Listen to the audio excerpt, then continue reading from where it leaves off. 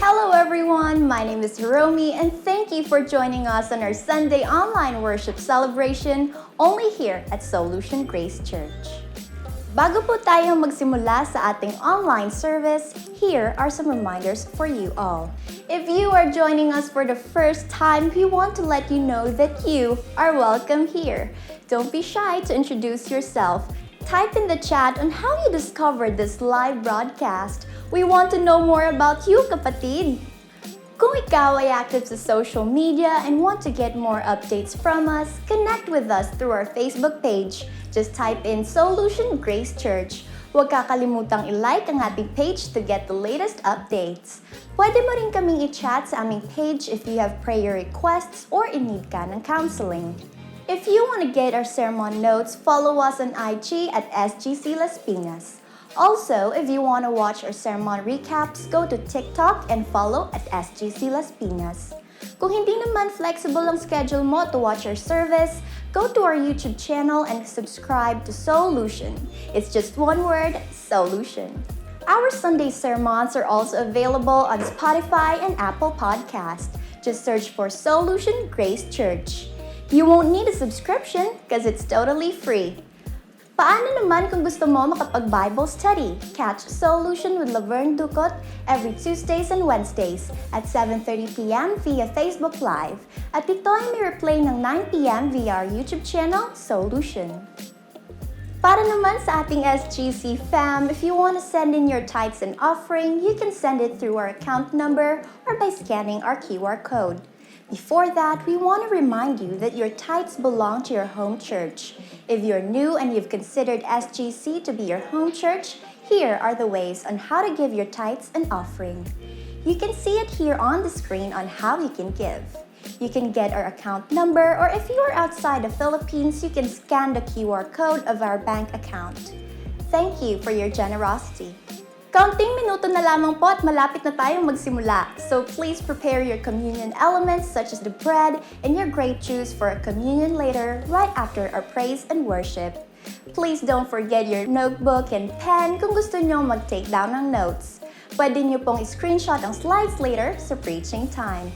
Also, please click like and share this broadcast to your friends and loved ones. By simply doing this, you are already sharing the gospel of Christ through social media. So wherever you are watching right now, I declare that you will get a fresh revelation from the Lord Himself through our worship and studying of His Word.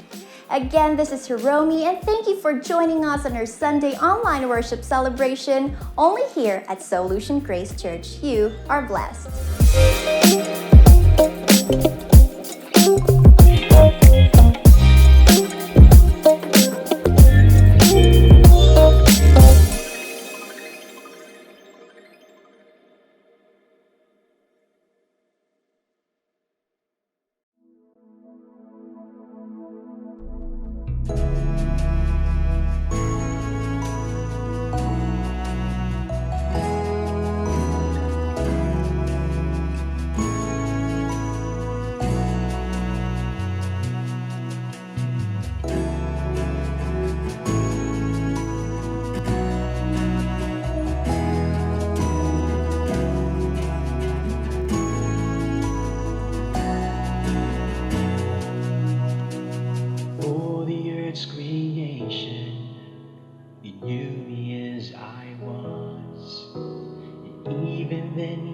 Chose me to be yours.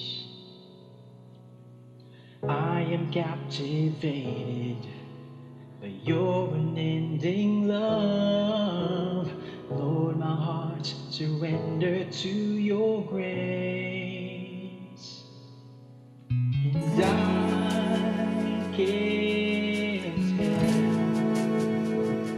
but to lift my say that your love is better than life, sweeter than wine. It's more than I can ever imagine. Your love is all that I need. So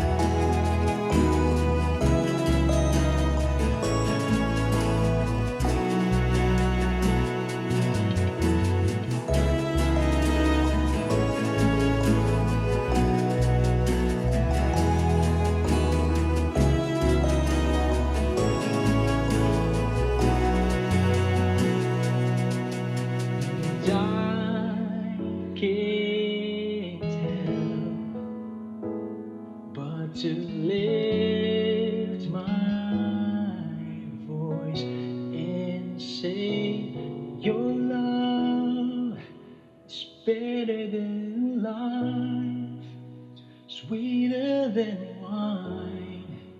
It's more than I can ever imagine. Your love is all that I need. So Lord, I receive your loving kindness and grace. Your love is better than life, sweeter than wine. It's more than I can ever imagine. Your love is all that I need. So Lord, I receive your loving kindness and grace complete.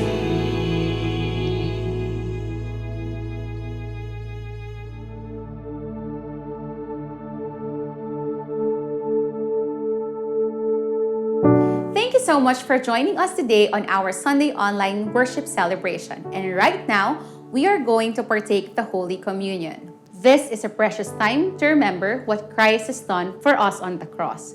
Make sure na nakahanda ng inyong communion elements and inyong tinapay at grape juice. In 1 Corinthians 11 verse 30, it says, For this reason, many are weak and sick among you, and many sleep. God doesn't want us to be physically weak, sick, and die young. What do you think is the only reason why many get sick and die early? The answer is found in verse 29, For he who eats and drinks in an unworthy manner eats and drinks judgment to himself, not discerning the Lord's body. Notice the phrase not discerning in this verse. In the original Greek text, the word discerning is diakrino, which means making a difference. Every time you eat the bread, you have to see the difference of the bread from the wine. Now, what is the significance of the bread? It represents Jesus' body that was scourged and broken before and during his crucifixion. That when we partake of the bread, we believe that we are healed because God took all our sicknesses and diseases and put them on Jesus' originally perfect and healthy body, so that we can walk in divine health. And that is why Isaiah 53 verse 5 and 1 Peter 2 verse 24 tell us, by his stripes we are healed. This is partaking in worthy manner. Now hold your bread and say this after me. Lord Jesus, thank you for laying down your life at the cross for me. Thank you for allowing your body to be broken so that mine might be whole. As I partake, I receive your resurrection life, health, and strength, because I believe that you bore all my sicknesses, diseases, infirmities, and pain, and by your stripes, I am healed. As we get our wine, juice, or water, let's read verse 25 of 1 Corinthians 11. This time, in the same manner, he also took the cup after supper, saying, This cup is the new covenant in my blood. This do as often as you drink it in remembrance of me. And Matthew 26 verse 28, For this is my blood of the new covenant, which is shed for many for the remission of sins. You may ask, what is the significance of the cup? This cup represents the new covenant in Jesus' blood that was shed at the cross that brings forgiveness of sins. And when we partake of the cup, we are declaring that we are forgiven and have been made righteous. Jesus' blood gives us right standing before God, and we can go boldly into God's presence. When we pray, we can be sure that God hears us. Hold your cup and say this after me. Lord Jesus, thank you for your precious blood that was shed on the cross that cleansed all of my sin. I stand before you completely righteous and forgiven. Your blood has redeemed me from every curse, and today I can freely receive all the blessings that crown the head of the righteous. Amen.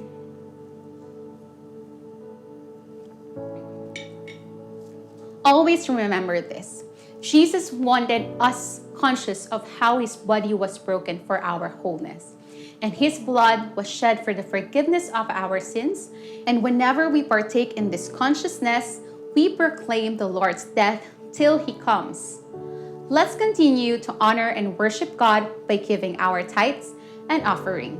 Before that, we want to remind you that your tithes belong to your home church. If you're new and you've considered SGC to be your home church, here are the ways on how to give your tithes and offering. You can get our account number, or if you are outside the Philippines, you can scan the QR code of our bank account. Thank you for being a faithful tither and a generous giver. Good day, everyone! Thanks for joining us today at SGC, and I'm Liz.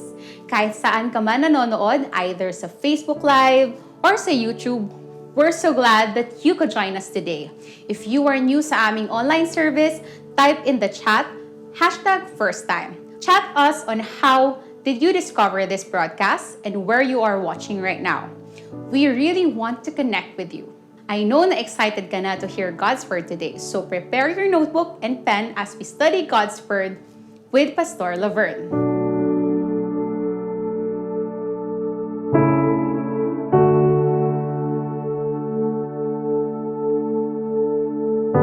Hello Church, Gracefield Sunday everyone! Kumusta po kayo? Welcome po muli dito yan sa ating online worship celebration, and of course brought to you by our church, and this is Solution Grace Church, sa ngalan po ng bumubuo na aking pamilya, ng pamilya po na ating church.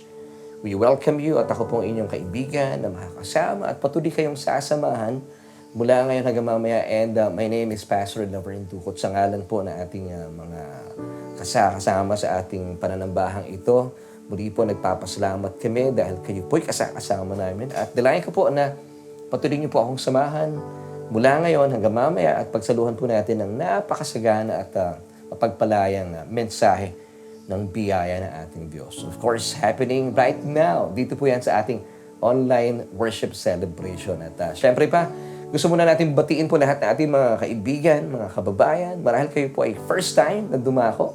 O marahil kayo po ay naimbitahan, naiyakag, naitag ng inyong mga kaibigan. And I believe with all my heart, hindi po ito aksidente, because ang Diyos po ang kumilos, at salamat po dahil kayo po ay tumugon sa paanyaya sa inyo ng Panginoon, at kayo po ay kasama namin sa mga panahon ito. So, thank you so much for joining us, at nawa po, dalayan ko na manatili naman po kayo dahil napakaganda po natin mga pag-uusapan may kinalaman sa ating buhay at pamumuhay sa araw-araw. At tinitiyak ko po sa inyo sa biyaya ng Diyos, mapapagpala po tayo sa ating mga pag-uusapan sa araw po ito, at alamin natin ano nga ba yung marapat na pinagkukunan natin ng lakas para harapin ang ating pang-araw-araw na buhay at pamumuhay. At ito po ay magaganap, of course, sa araw po ito sa ating pananambahan. Dito yan sa ating online worship celebration. Once again, atid po sa inyo ating church, and this is Solution Grace Church. At alamin po natin ano nga ba yung napakagandang mensaheng hatid sa atin ng Diyos pamagitan po ng ating pananambahang ito. Of course, maraming salamat din po sa ating mga kaibigan. Patuloy na sumusulat at sinasabi nilang napapagpala po sila sa ating programa every Sunday na tayo po napapanood para po sa information ng ating mga kaibigan na first time na napadako sa ating pananambahan every Sunday at 11 in the morning. Napapanood po tayo via Facebook Live, and of course, tayo din po may mga replays sa ating YouTube channel. So please, if you haven't subscribe sa ating YouTube channel, please consider subscribing at pakihit po yung notification bell so that you won't miss an episode para sabay-sabay po tayo natututo. At maraming salamat din po dahil ang Panginoon po ay nag-provide po sa atin ng mga platforms in any digital platforms na available, tayo po ay mapapakinggan. So walang dahilan para kayo po ay hindi mapagpala sa ating mga pag-uusapan. Amen.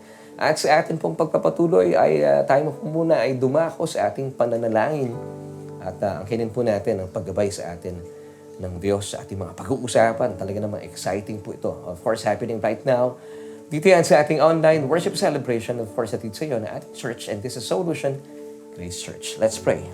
Aming Diyos at Amang makapangyarihan sa lahat, we thank you so much, Father, for this awesome opportunity kung saan malaya po namin ipapahayag ang aming puso, ang aming pasasalamat sa isang napakagandang pagkakataon at panahon na minsan pa ibinigay niyo po sa amin para pagsaluhan po namin ang iyong nananaganang mensahe, na kapayapaan, biyaya, at Panginoon, gamitin niyo po ang inyong lingkod mula simula, gitna, hanggang sa wakas.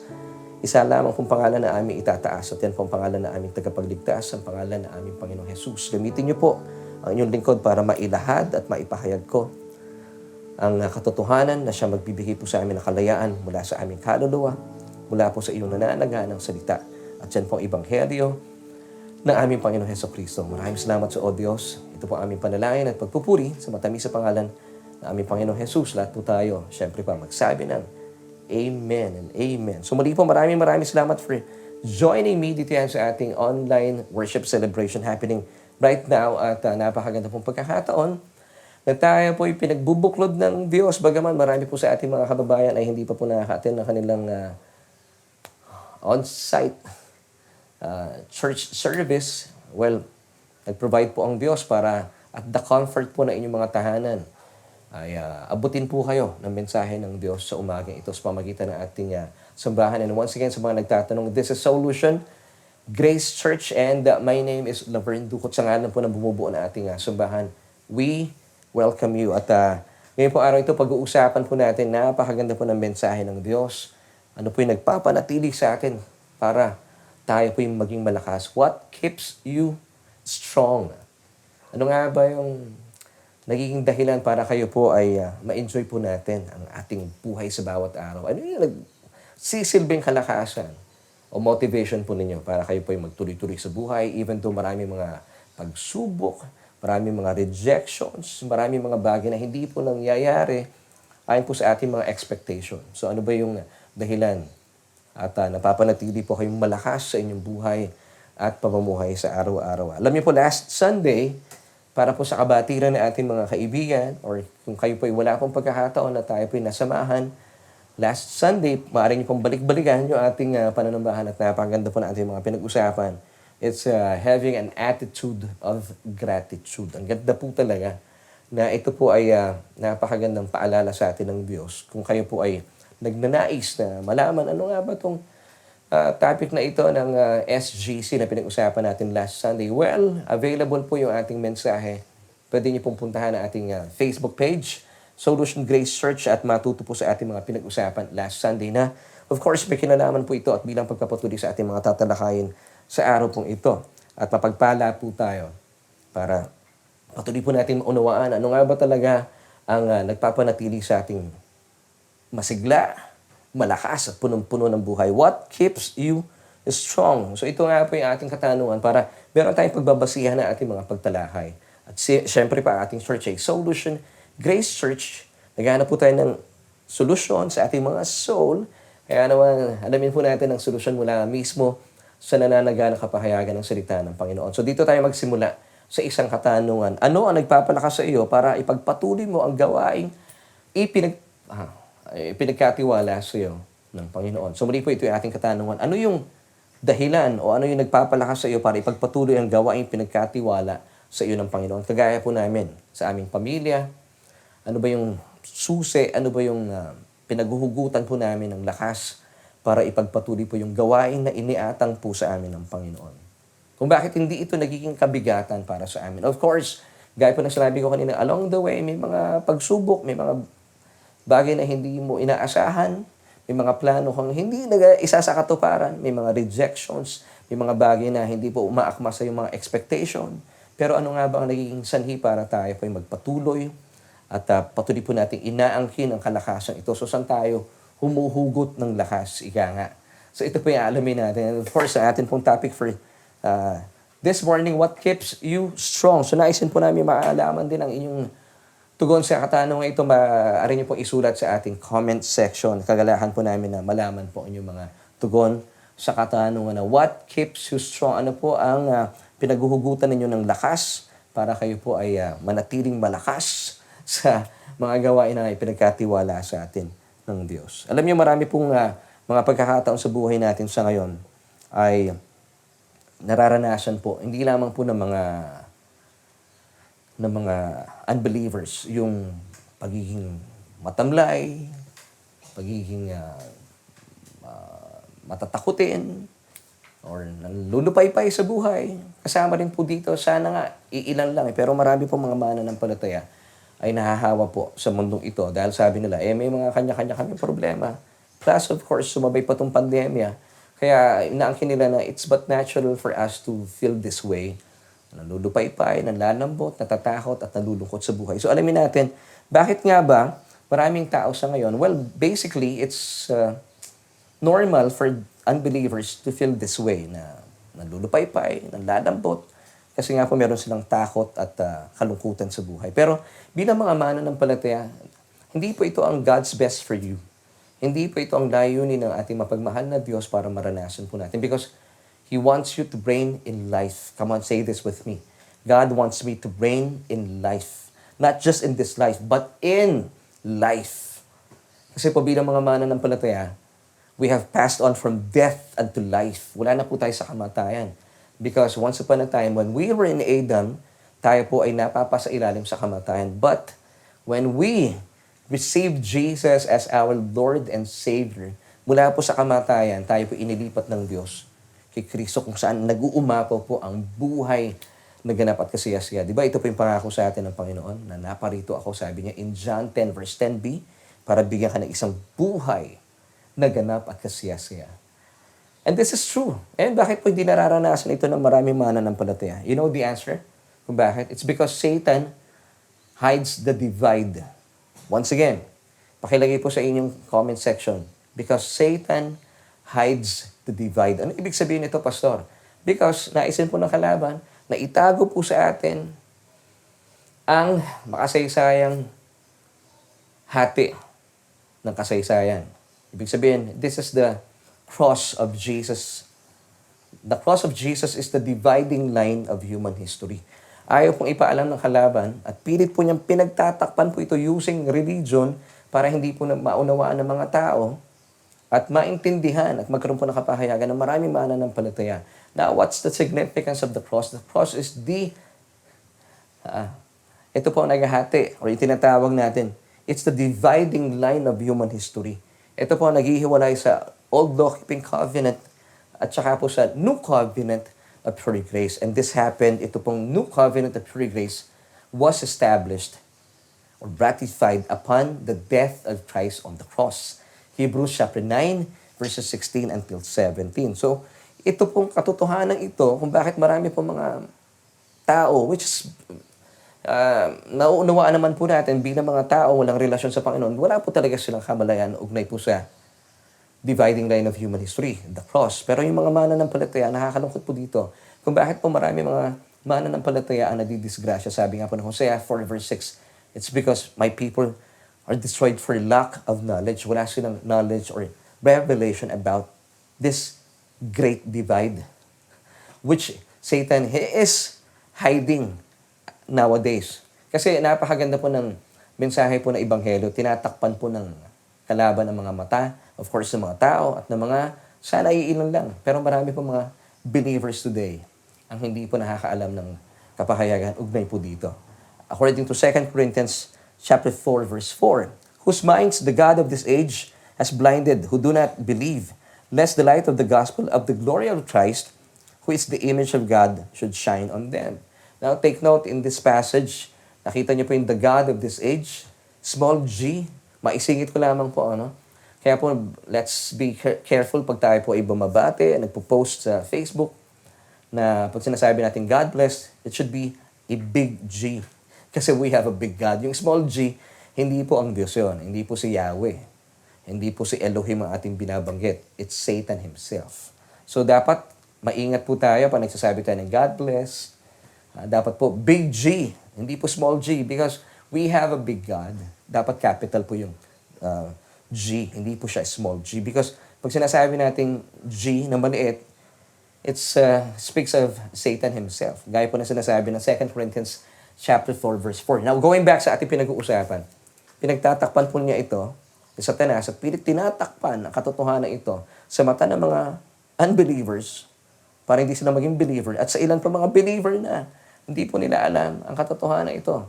Because Satan hides the divide. Huwag niyo pong hayaan na kayo po ay mapaglinlangan ng kalaban. So gusto ng kalaban maging abala po ang mga tao. Sa buhay pa rin ito. Plus of course, meron pang pandemya. Bakit? Kasi gusto niya, ang mga tao po ay wala pong panahon para pag-usapan ng Ebanghelyo. Gaya po ng naranasan ni Martha. Remember si Martha, kapatid ni Lazarus at saka ni Maria, na siya po ay punong-puno ng kapaguran with so many things. Maalala ko lang po at balikan po natin ang kanyang istorya kung saan ay matuto po tayo nang dumalo po ang Panginoong Hesukristo kasama ng kanyang mga alagad sa kanilang tahanan.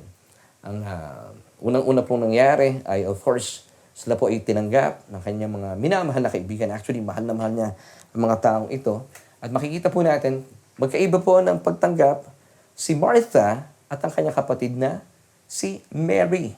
Na balikan po muna natin ang kanyang istorya at makita natin ang kaibahan po ni Martha dito kay Mary.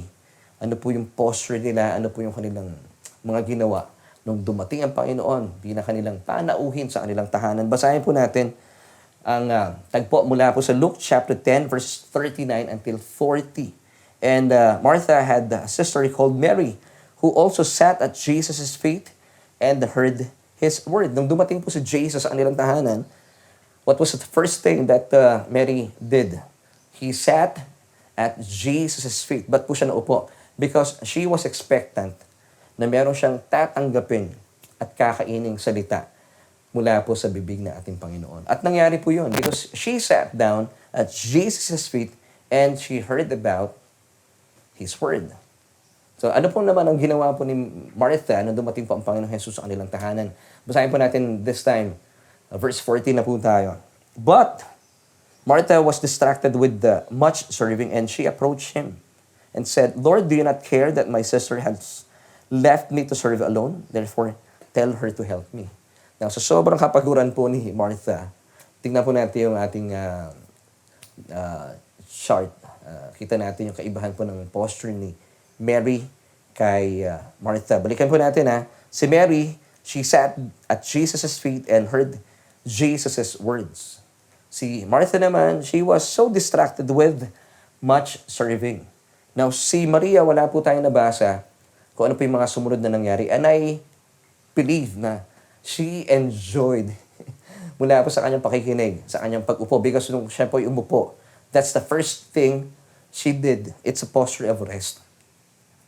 So, kapag kinakatagpo niya ang Panginoon, talaga meron siyang posture of rest, no?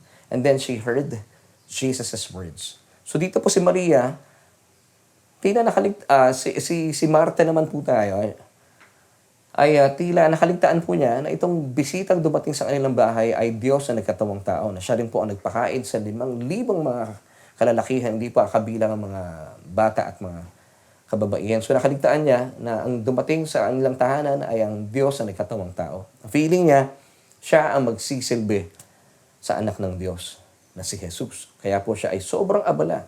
Siguro medyo meron siyang maling kaisipan. Ugnay po dito.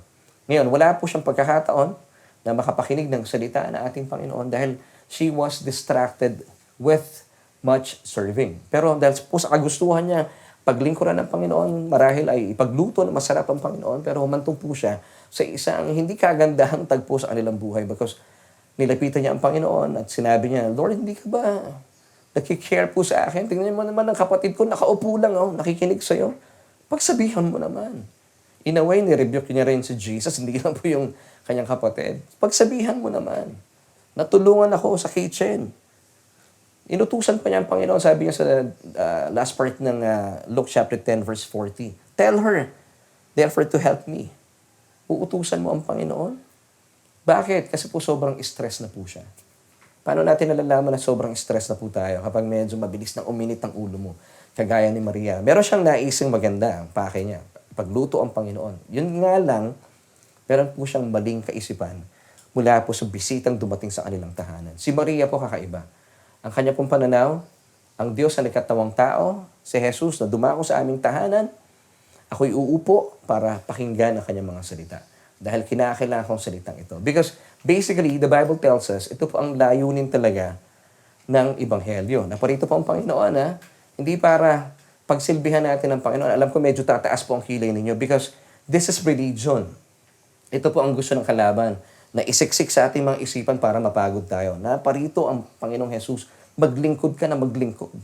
Hindi sapat ang iyong paglilingkod. Karapat-dapat ka pang tawaging Kristiyano, hindi ka naglilingkod sa Panginoon. Well, tayo po ay naglilingkod sa Panginoon, but first and foremost, we have to understand, we have to see this revelation at makita po natin yung truest purpose po ng Diyos kung bakit po niya ibinigay ang kanyang bugtong na anak. Ano bang dahilan talaga? Para paglingkuran po tayo? No, hindi po yun ang dahilan. Basahin po natin, Matthew chapter 20, verse 28. Just as the Son of Man did not come to be served. Wow! So ano pong pakay? But to serve and give His life a ransom for many. So ang purpose po pala ng Diyos, kung ba't niya ibinigay ang kanyang bugtong na anak, hindi para paglingkuran natin siya. This is awesome, mga kapatid. But He came to serve us. Paglingkuran po tayo ng ating Panginoong Hesukristo. Pero even though this is the truth, nakalagay po sa Biblia, hindi po ito ang sinasabi ng pangkaraniwang teaching po sa maraming churches today. Of course, don't get me wrong, tayo po ay naglilingkod sa Diyos. Hindi po para tayo po maligtas or para maging kaaya-aya sa harapan ng Diyos. No, no. You have to know this truth. Kaya po tayo naglilingkod sa Diyos dahil hindi po natin maiwasan na maglingkod sa Kanya, mahalin po natin siya because nauunawaan po natin ang Kanyang kabutihan. Because we love Him because He first loved us. Amen. His goodness leads us to repentance. So yung paglilingkod po natin, ito po ay produkto, bunga ng ating tamang pagkakaunawa sa tunay na kapahayagan ng pagparito ng ating Panginoon Hesukristo. We love Him because He first loved us. Now, the more po nauunawaan natin ang katotohanan ito, wala magagawa na mahalin ng Diyos na unang nagmahal sa atin.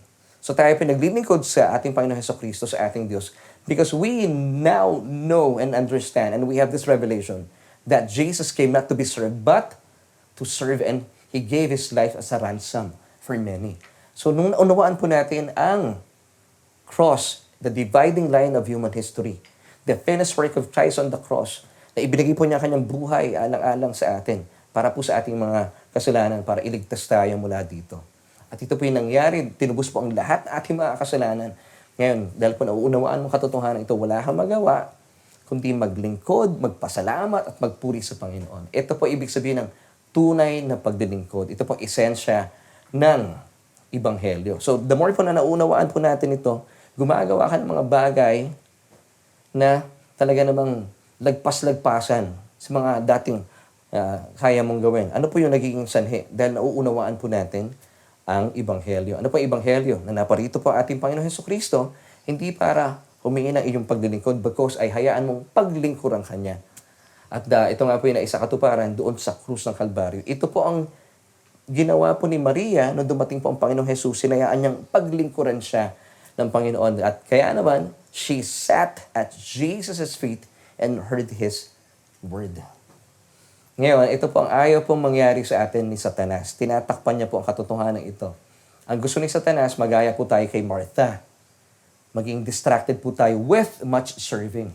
Dahil sinisiksik po ni Satanas sa ating isipan. Kinakailangan mong pagtrabuhan ng iyong kaligtasan. Kinakailangan mong gawin ito sa Diyos para ikaw ay maligtas, para ikaw ay maging kalugod-lugod, at para ikaw ay pagpalain niya. This is not the gospel. Today, we are so blessed not because of what we have done, but because of what Jesus has done on the cross. And the more po na nauunawaan natin ang katotohanan ito, muli po, sabi po ng Romans chapter 2 verse 4, God's goodness leads us to repentance. Repentance in Greek, it's metanoia, change of mind. So dati po, meron tayong maling belief about God, believing na sobrang, akala natin, sobrang manipulative ng Diyos na to. Gusto niya, pinaglilingkuran siya ng pinaglilingkuran. Pero nung nabuksan po ating kaunawaan sa tunay na Ebanghelyo, God's goodness leads us to changing of mind. Yan, kaya pala tayo naglilingkod, nagmamahal, believing that we love because God first loved us. Ito po yung naranasan ni Maria sa mga tagpong ito. So once again, parito pa ang Panginoong Hesukristo, hindi para paglingkuran po natin siya, kundi tayo po yung paglingkuran niya. Gaya po ni Maria, hinayaan niya ang Diyos na nagkatawang tao, ang ating Panginoong Hesukristo na maglingkod sa Kanya. Ano pong ginawa po ni Maria? Gayahin po natin. Every time na meron po mga pagkakataong kagaya nito, just have to sit down at Jesus' feet and listen to His Word. Because the more po na pinapakinggan natin ang Kanyang salita, lalo pong lumalago ang ating pananampalataya. Remember Romans 10 verse 17? So then faith comes by hearing, and hearing by the word of God. So, yung posture po ni Mary, bago tayo magtapos sa tagpong ito, nung dumating po si Jesus, she sat at Jesus' feet. It's a posture of rest. Pero po si Maria, bakit po siya na-stress? Because umpisa pa lang, she was distracted with much serving. So nakita po natin, si Mary merong rest, si Martha merong stress. So nakakanino po kayo doon? Hayaan po natin na paglingkuran tayo ng Panginoon. By just sitting down, kagaya pa na ginagawa nyo ngayon sa inyong mga tahanan, and just embrace Jesus' awesome and amazing grace. Amen. Yung kanyang word po of this gospel. Hayaan po natin yakapin tayo ng mga katotohanan ito. Amen. So have you noticed yung last part? Yung verse kanina, Matthew chapter 20, verse 28, and to give His life a ransom for many. Ito po ang ginawa ng Panginoon sa atin. So hayaan po natin sa pamagitan po ng pagtitiwala at paglalaan po nating pananampalataya. Hayaan mong yakapin ka ng mga katotohanan ito. And by doing so, hinahayaan mong paglingkuran ka ng ating Panginoon Hesukristo. And the more po na hinahayaan mong paglingkuran ka ng mga katotohanan ito, hindi mo may iwasang maglingkod sa Diyos pamagitan ng ating mga talento, ng mga kaloob na ibinigay sa atin ng Diyos. Amen. So ito po mismo ang tinapasagawa ng ating Panginoon Hesukristo na tinutukoy po na ating mga pinag-uusapan na ayaw pong malaman ng kalaban at ipabatid ng kalaban. Actually, alam po ito ng kalaban, pero ayaw po niya ito ipabatid sa mga tao, sa maraming mga Kristiyano. Kaya po maraming mga Kristiyano sa ngayon, ang thinking po nila, even po marami po tayong mga kaibigan, mga pastor, ang teaching po nila, gawin mo to para ikaw ipagpalain ng Diyos, gawin mo yan, maglingkod ka, ibigay mo ng lahat, mauupod po kayo at mapapagod talaga sa buhay. Kaya naman ay, ito po ang naranasan ni Martha na dapat po hindi po natin maranasan because humantong po siya sa pagrereklamo at na-rebuke pa si Jesus, di ba? Inutusan pa niya ang Panginoon. Lord, pagod na ako. Hinahayaan mo yung kapatid kong yan, walang ginagawa. Please naman, sabihan mo siya, Lord, natulungan ako sa kitchen. Now, marami po mga kapatiran dumaantong sa ganito. Why?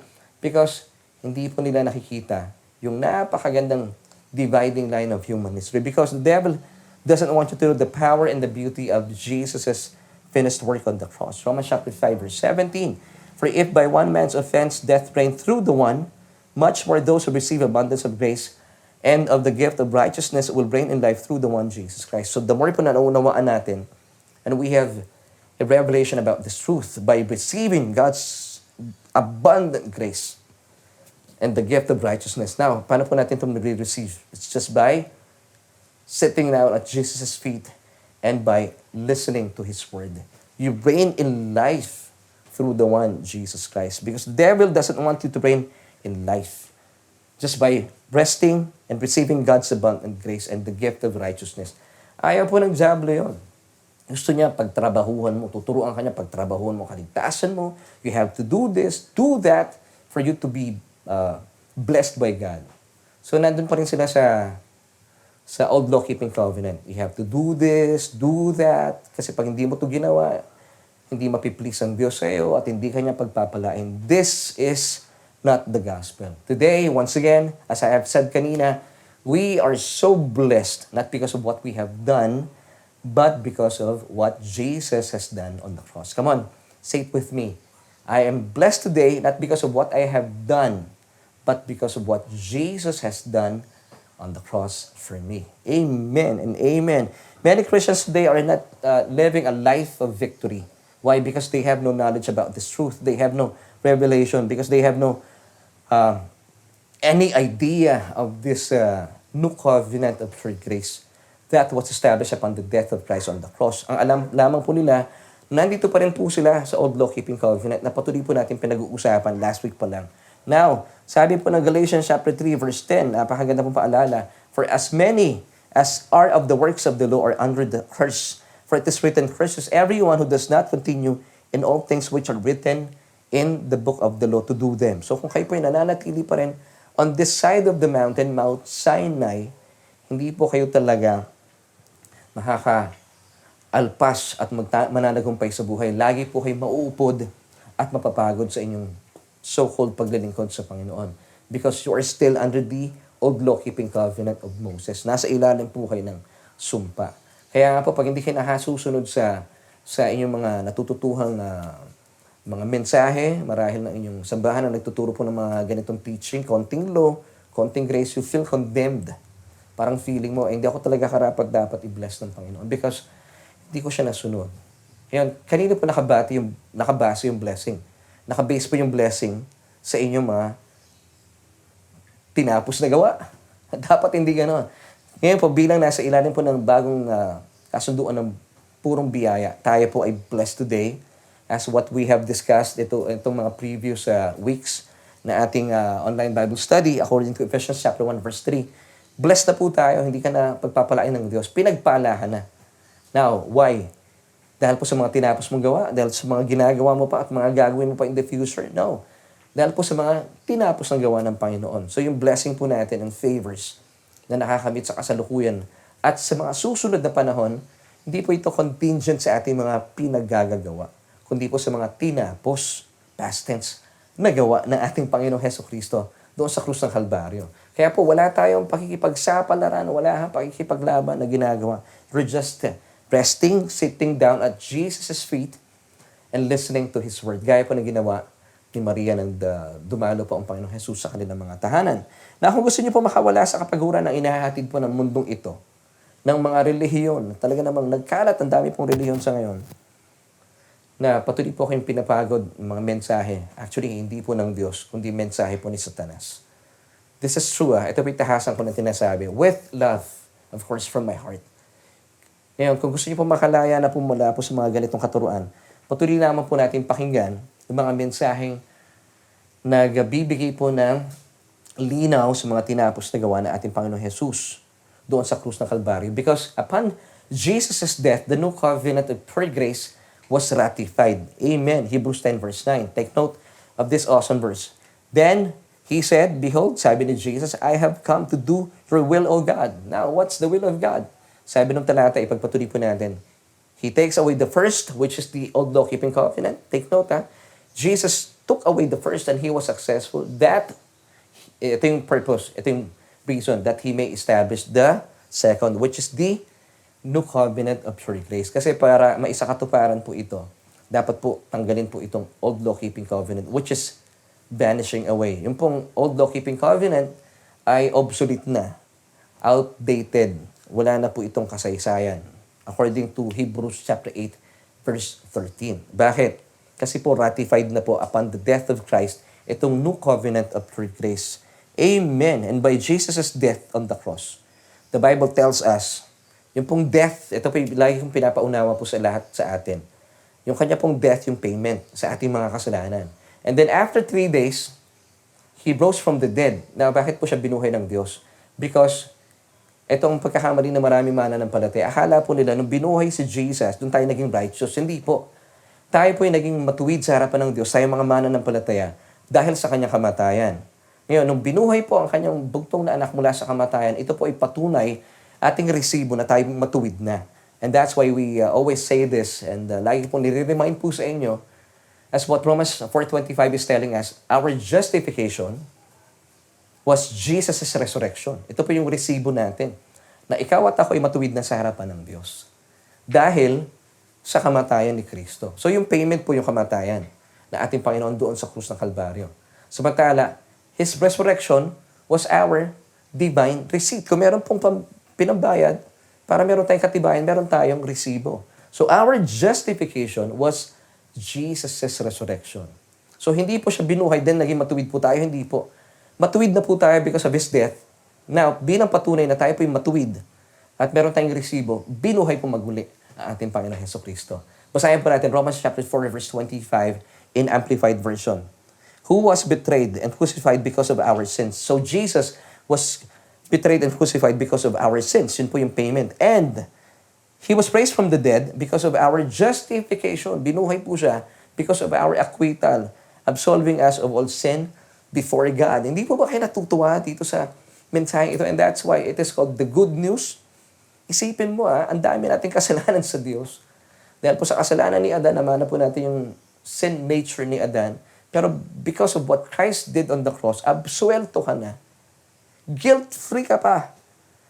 So lahat po natin mga kasalanan, past, present, and future sins were acquitted on the cross or at the cross. Wow, this is good news. So bilang mga nananampalataya, tayo po'y matuwid na sa harapan ng Diyos.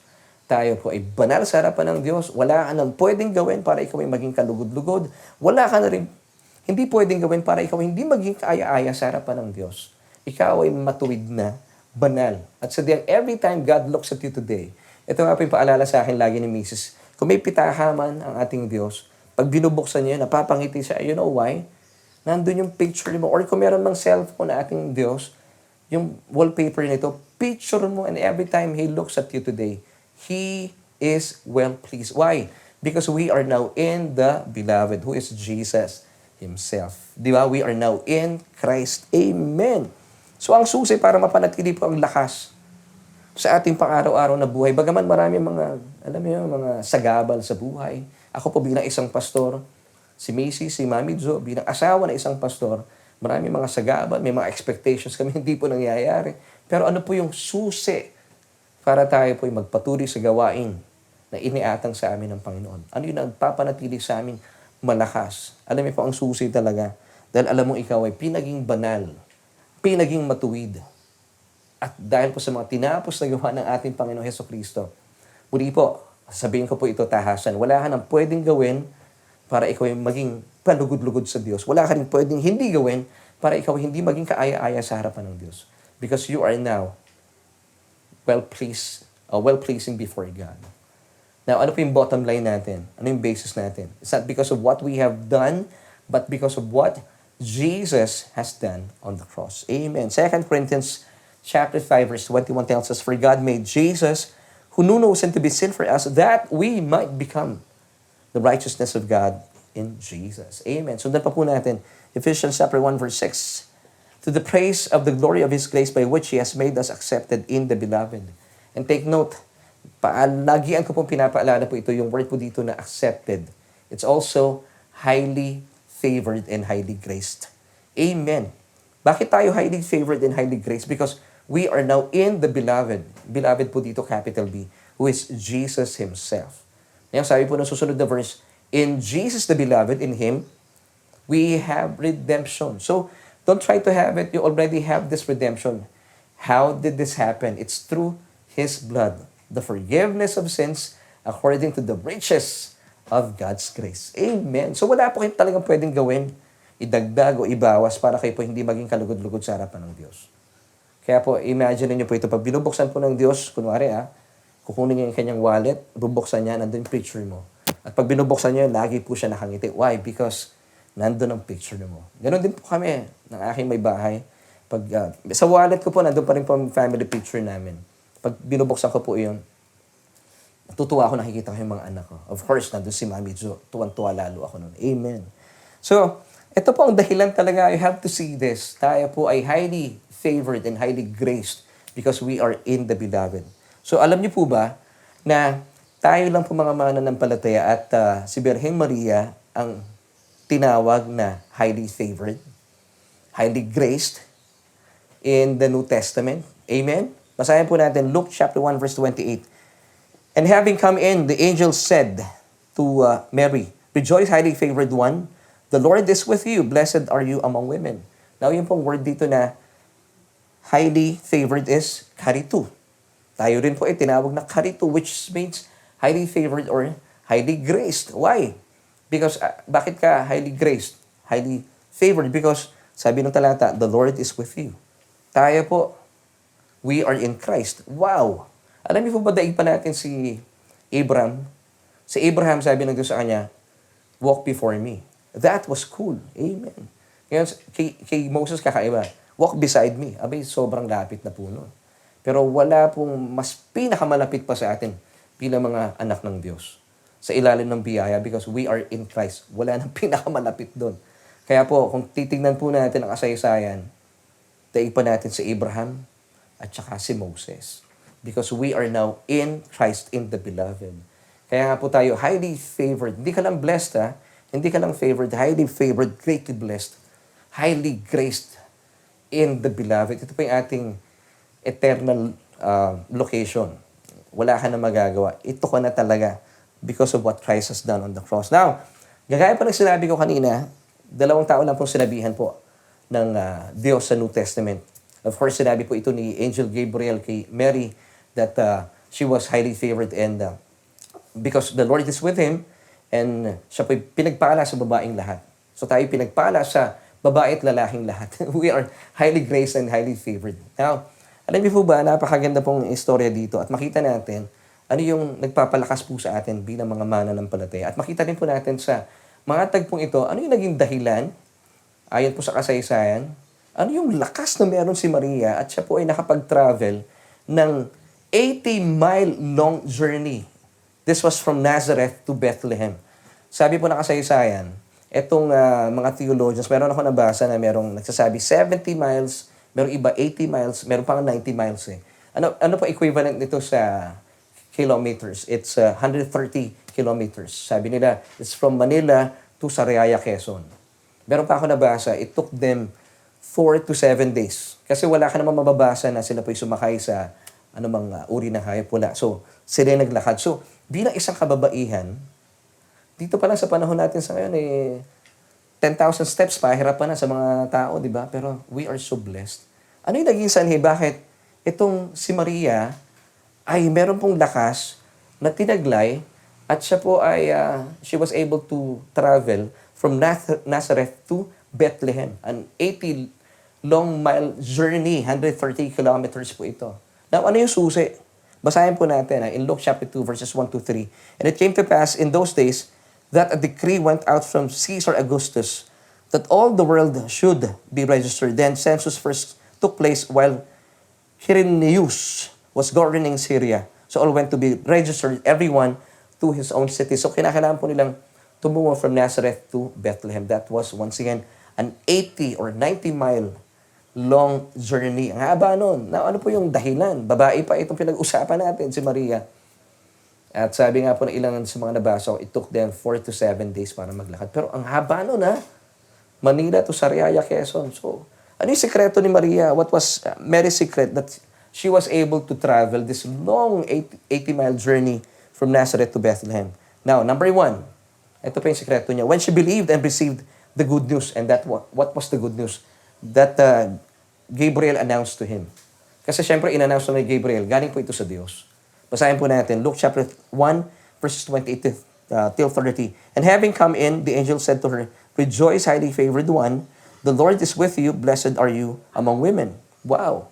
So ito yung natanggap niyang balita, and she believed it. And she received it. Di ba?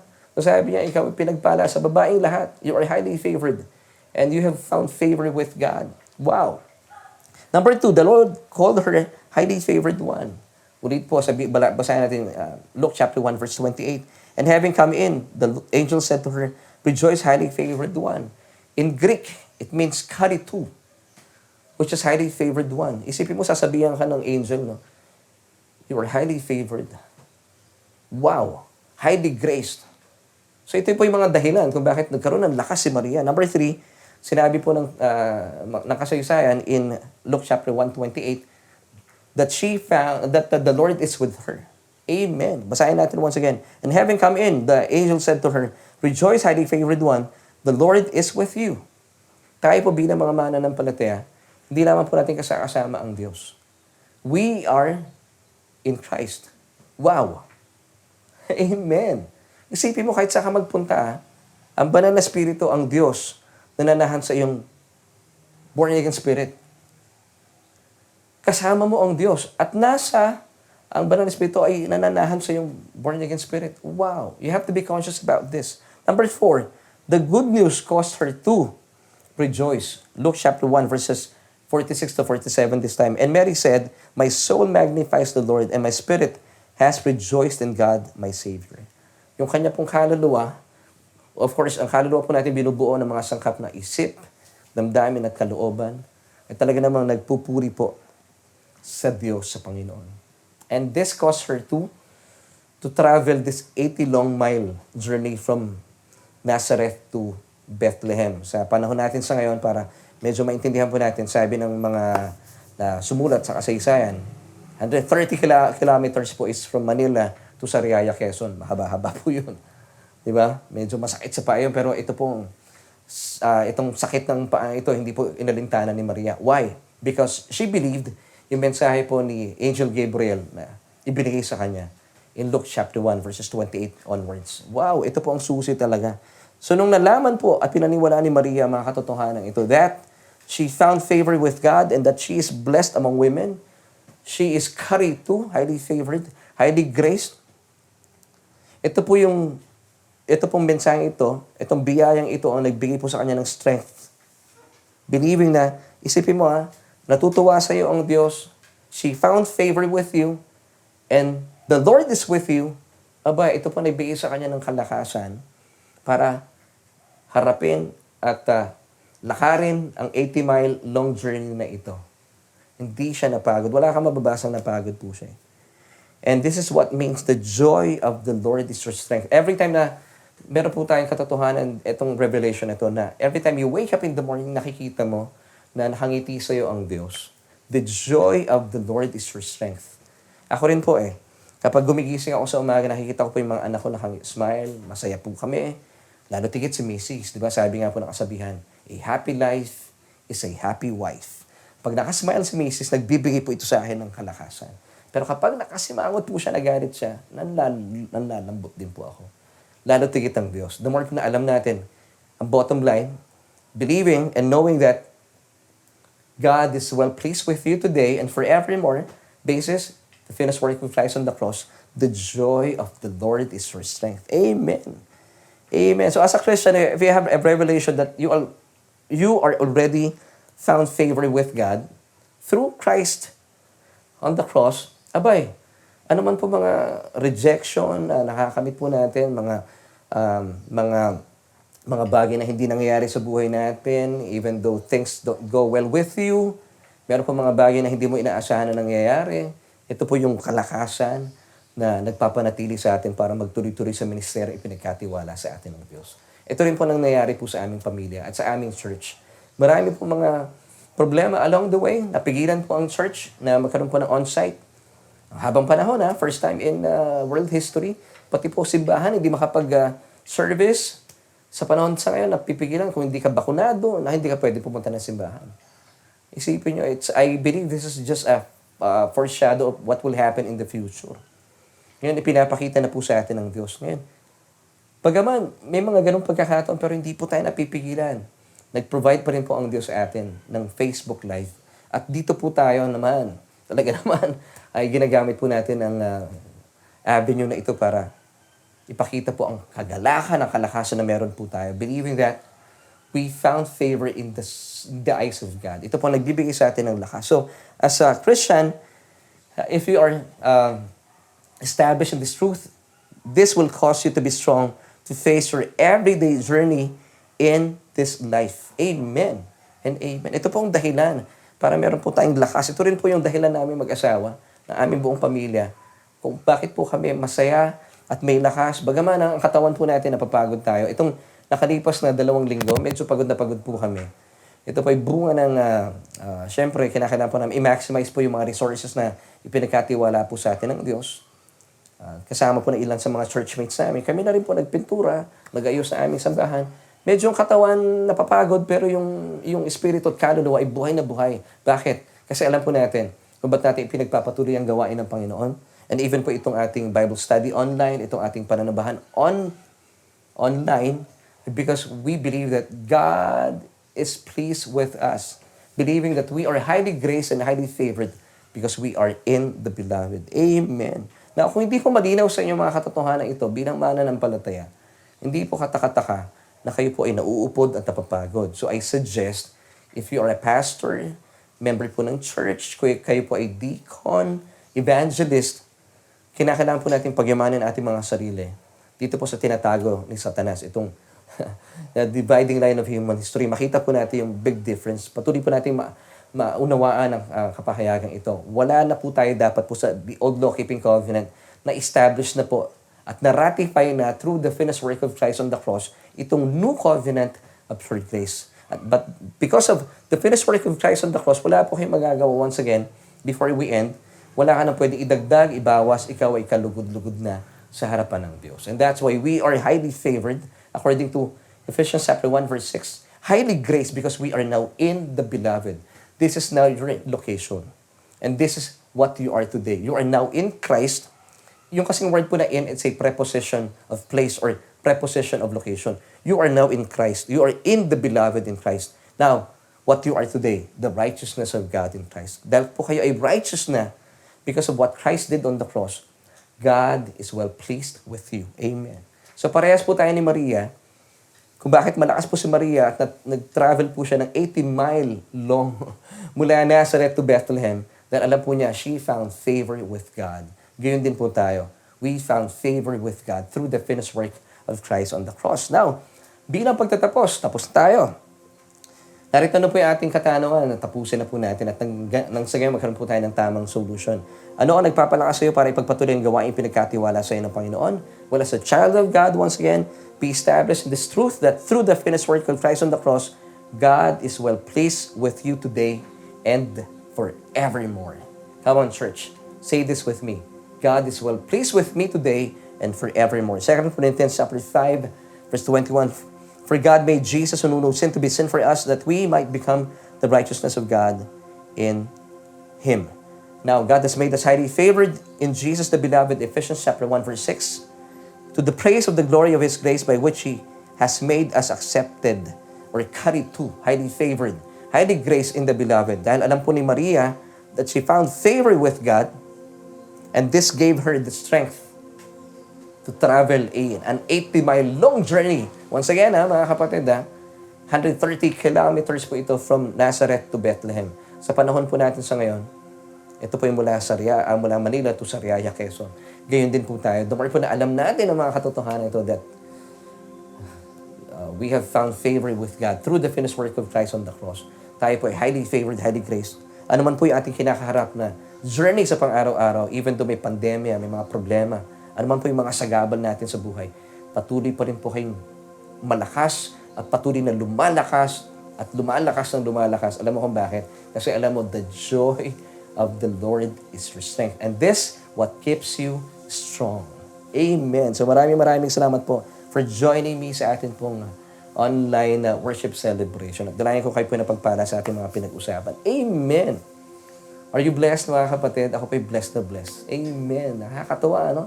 Hindi lang po nagbibigay sa atin ng ngiti, nagbibigay pa po sa atin ng lakas ng katawan. Amen. Lord, thank you so much. Salamat po sa mga tinapos na ginawa sa krus ng Kalbaryo. At dahil dito tayo po ay natagpuan at itinuturing ng Diyos na kalugod-lugod sa kanyang harapan. Now, gusto ko pong samantalahin na pagkakataon ito kung kayo po ay wala pang relasyon sa bugtong na anak ng Diyos. At gusto mong maranasan din po itong kagalakan na nararanasan po ng inyong lingkod, itong lakas na ito bagaman. Ang atin pong katawan minsan bumibigay sa dami na ating mga ginagawa. Pero knowing this truth that we are well-pleasing before God, we are highly favored and highly graced because of what Christ has done on the cross, ito po nagbibigay po ng kalakasan sa inyong lingkod at sa aking buong pamilya para kami po ay magpatuloy sa gawain na iniatang po sa amin ng Panginoon. Hindi po mabigat itong gawain ito. Dahil hindi po kami nagbubuhat. Kung meron din po kayo mga binubuhat sa ngayon at kayo po'y pagod na, ngayon, gusto niyo po bang gumaan ang buhay ninyo? Huwag niyong buhatin. Pwede naman natin ibigay sa Panginoon. Paano po ito? Kung inyo pong tatanggapin ang paanyaya sa inyo ng Diyos. Sabi po ng Romans 10 verse 9, that if we confess with our mouth the Lord Jesus Christ and believe in our hearts that He was raised from the dead, you shall be saved. Amen. So ano pong gagawin natin? Pray with me. And I believe you have this urge of committing yourself to God because hindi mo maiwasan na mga mangha po kayo sa ating mga pinag-usapan. Ganun lang pala kadali, Napakasarap pag-usapan ng Ebanghelyo. All you have to do, just put your faith in Christ at hayaan po natin na siya po magbuhat na ating mga kabigatan. Huwag kayo. Para ma-enjoy po natin yung ating journey. Ang hirap magbuhat. Ang hirap po mag-travel na may dala-dala ka. Di ba? Dapat pag nag-travel po tayo, meron tayong journey sa buhay, wala kang dala-dalahin ng mga luggages or baggages, bigay natin sa Panginoon. Why? Because He cares for you. Amen. So, gawin po natin, magpipray po ako. Gawin po ninyong personal yung panalangin, yung ating panalangin, yung aking mga sasabihin. Bigkasin niyo po ito ng malakas, nagmumula sa inyong mga puso. Ito po bilang pagsang-ayon sa paanyaya sa ng Diyos na tanggapin mo kanyang bugtong na anak bilang iyong Panginoon at tagapagligtas. Let's pray. Pray with me. Sabihin niyo po ito. O Diyos, kinikilala ko po ang aking sarili at sabihan walang magagawa, hiwalay po sa inyong bugtong na anak na si Jesus. Kinikilala ko rin po na ako isang makasalanan, kaya naman nangangailangan po ako ng isang tagapagligtas. At simula po sa oras na ito, kinikilala ko at tinatanggap ko sa aking buhay si Jesus ang iyong anak bilang aking Panginoon at sariling tagapagligtas. Dahil naniniwala po ako na lahat po na aking mga kasalanan ay pinatawad na doon sa krus ng Kalbaryo. Tinatanggap ko rin po bilang kaloob ang buhay na walang hanggan na nagmumula po sa inyo. At salamat, O Diyos. Salamat, Ama. Ang aking pangalan ay nakasulat na sa aklat ng buhay. Amen. Kaibigan, kung isa po kayo sa mga nag-pray sa panalangin ito na nagmumula sa inyong mga puso, alam niyo, panghawakan niyo po. Manampalataya po kayo. Ligtas na ligtas ka na. At samahan niyo po kami sa ating Bible study online at sa ating worship service every Sunday at every Tuesdays and Wednesdays at 7:30 p.m. via Facebook Live. Nang sa gayon, patuloy po tayo mag-aral na maya makapahayagan ng Ebanghelyo. And this time, gusto kong kausapin ikaw na isang mananampalataya. Marahil kayo po ay pagaya rin po na inyong lingkod, napapagod, nauupod because meron kayong wrong belief.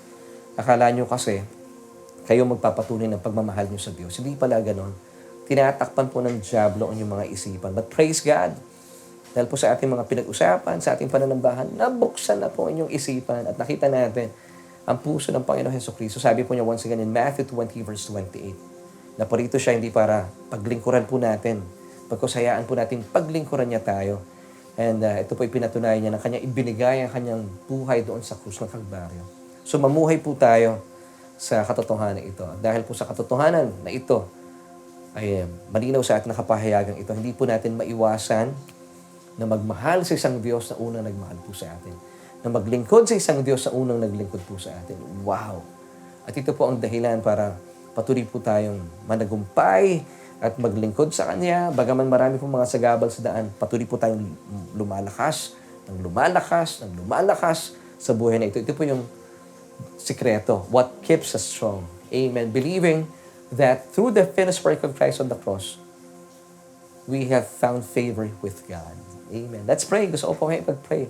Aming Diyos, salamat po sa kapatid na ito na siyang kasama namin sa oras po ito. Salamat sa iyong mensahe na talaga namang nagbigay po sa amin ng kagalahan at patuloy po kami namamangha dahil ito po ay sadyang salungat sa tinuturo ng relihiyon. Salamat, O Diyos, dahil sa iyong mga tinapos na gawa sa pamagitan po ng iyong bugtong na anak na si Kristo ay pinatunayan mo iyong sakdal at ganap na pagmamahal sa amin. So Lord, I pray sa aming mga kaibigan, mga kapatid na nanonood sa mga oras po ito. Mapagyaman po kami sa iyong biyaya at matagpuan po namin aming mga sarili sa mga katotohanan ito na kami po ay itinuturing mong kalugod-lugod at sadyang kayo po ay nalulugod sa amin. Hindi po dahil sa aming mga ginawa, mga ginagawa at mga gagawin pa sa kinabukasan. Because kami po ay naging kalugod-lugod at kaaya-aya sa iyong harapan dahil po sa mga tinapos na gawa sa krus ng Kalbaryo. Tulungan niyo po kami, O Diyos, na mapatunayan ito, maging sanhi ito para kami po ay harapin na aming pang-araw-araw na lakarin sa buhay. Bagaman may mga problema, mga sagabal, pandemya, kami po ay patuloy na lumalakas gaya po ni Birheng Maria nang nalaman niya pong katotohanan at tinanggap niya ang mabuting balita mula po sa inyo. Ginamit mo si Gabriel, ang anghel.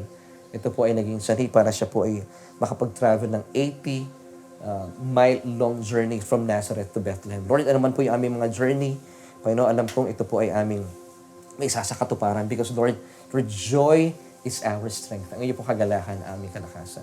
Salamat sa iyo, O Diyos. Magpasalamat po tayo sa Panginoon sa kabutihan niya ito. Oh God, thank you so much, Father. At sa pagkakataon ito, itaas po natin ating mga kamay. Pagpasalamat po natin sa Diyos ang ating pananambahan, malaya po natin pagkakataon at panahon na tayo po ay nakapag-usap na pagyaman mula sa ating mga pinag-usapan. Aming Diyos at ang makapangyarihan sa lahat, salamat po sa pagkakataon ito at sa amin pong pansamantalang pag-iwahiwalay, sa pansamantalang pagtatapos sa aming pananambahan. Inaangkin po namin ang mga katotohanan na iyong salita ay buhay sa aming mga buhay. Panginoon, lahat po na aming mga gagawin sa buong isang linggong ito ay sadyang pinagpala mo na. Ano man pong hawakan na aming mga kamay, isipin na aming mga isipan. Panginoon, isa katuparan ang mga planong ipinagkatiwala mo sa amin, ito po ay sadyang magtatagumpay. At anuman po, Panginoon, ang lugar na aming pupuntahan, kami po ay pakakaingatan nyo. Dahil po sa iyong dugo na tumigil sa krus ng Kalbaryo bilang aming proteksyon mula po sa anumang mga virus na nagkalat sa aming paligid. Panginoon, wala pong takot at lungkot at pananamlay na mararamdaman na aming kaluluwa, ganyan din, Panginoon, ang aming katawan dahil nananampalataya po kami ang iyong kagalakan, ang aming kalakasan. So kami po hahayo, taglay ang katotohanan ito at mananatili po kami sa iyong biyaya at sa iyong pagpapala. Ito po ang aming panalangin at pagpupuri sa matamis sa pangalan ng aming Panginoon Jesus. Lahat po tayo magsabi ng Amen and Amen.